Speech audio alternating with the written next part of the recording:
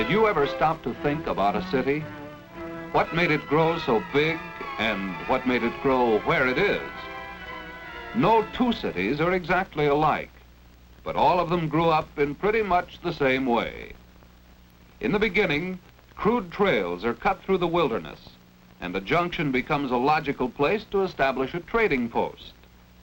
As more and more men use the trails, the trading post becomes a trading center.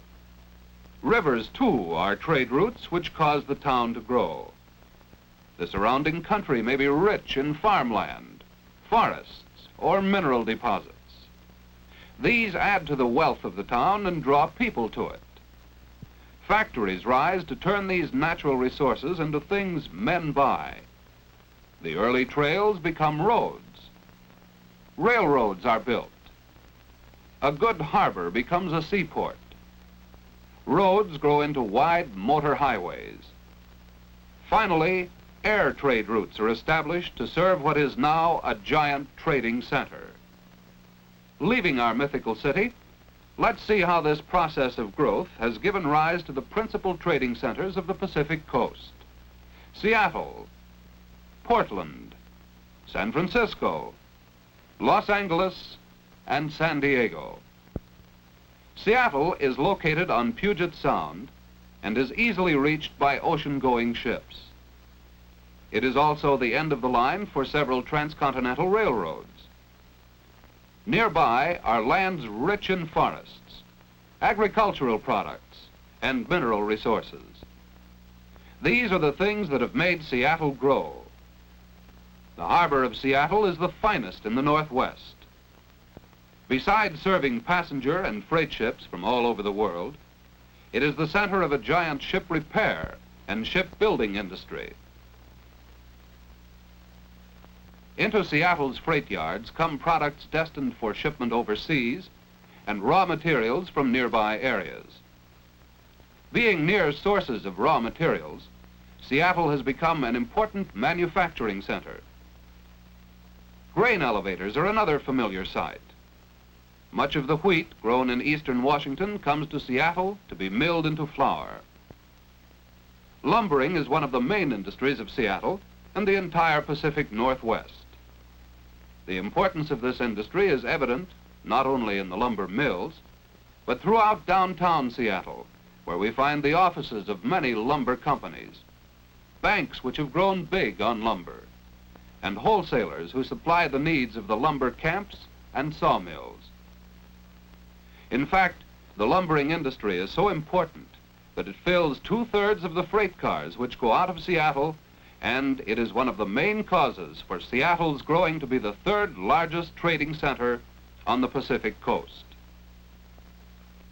Less than 200 miles south of Seattle is another city, which is like it in many ways. Portland has grown at the center of land trade routes leading through the Puget Sound Valley, the Willamette Valley, and the Columbia Valley.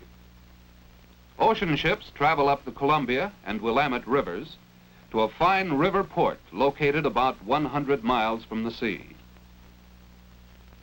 Like the city of Seattle, Portland is not only a trading center, but the home of a big shipbuilding and ship repair industry. In the same way, grain elevators, flour mills, and lumber mills are all familiar sights around Portland. The dams across the Columbia River have also contributed to the growth of Portland by providing cheap electric power. This has made the area the center of the new electrochemical industries, turning out millions of pounds of aluminum and magnesium. Thus, a modern industry adds to the trade of Portland, which had its beginning even before the days of the Oregon Trail. Second largest city of the Pacific Coast is San Francisco. Most famous as one of the world's great seaports, it is also the center of many land trade routes. The rich Central Valley of California has also contributed much to the city's growth. Directly or indirectly, this great harbor has created many of the jobs at which the people of San Francisco work. Not only are there jobs on the ships themselves, but also in the yards which build and repair the ships, and on the docks, loading and unloading finished products and raw materials. These raw materials make other jobs, processing coffee and cocoa brought in from South America, and refining cane sugar imported from the Hawaiian Islands. In addition, many people are employed in shipping and canning the fruits and vegetables raised in the Central Valley, and in the city's meatpacking business. All these products flow out through San Francisco's land trade routes. Air trade routes also meet in San Francisco, linking it with other cities on the continent and around the world. San Francisco is built among hills so steep that ordinary streetcars cannot make the grade, so cable cars are used. Below the hills is the Great Bay, spanned by the famous bridges which link neighboring cities to San Francisco and so enhance its importance as a trading center. In Southern California is the leading trading center of the West, Los Angeles. This famous city owes its growth chiefly to the railroads, the surrounding agricultural regions, and the nearby oil fields.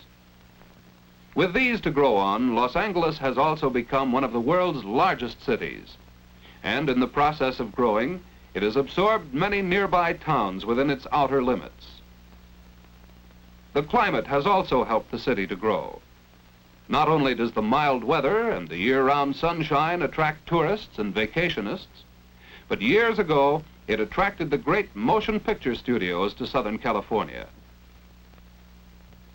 The movies have grown to be a giant industry, with a payroll in this area second only to the petroleum industry. Only Texas produces more oil than the state of California.